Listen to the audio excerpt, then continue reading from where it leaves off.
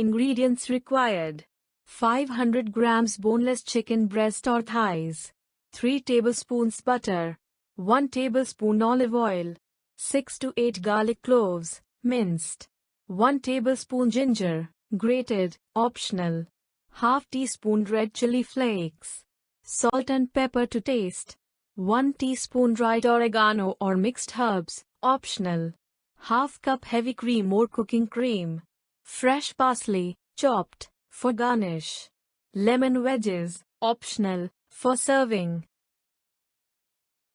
Cook the chicken.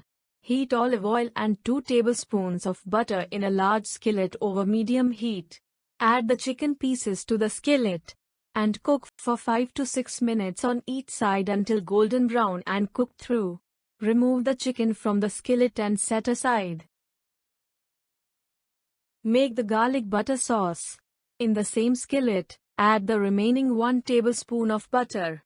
Add minced garlic and ginger, if using, and sauté for 1 to 2 minutes until fragrant. Add red chili flakes, salt, and pepper to taste. Combine the chicken and sauce. Return the chicken to the skillet and stir to coat with the garlic butter sauce.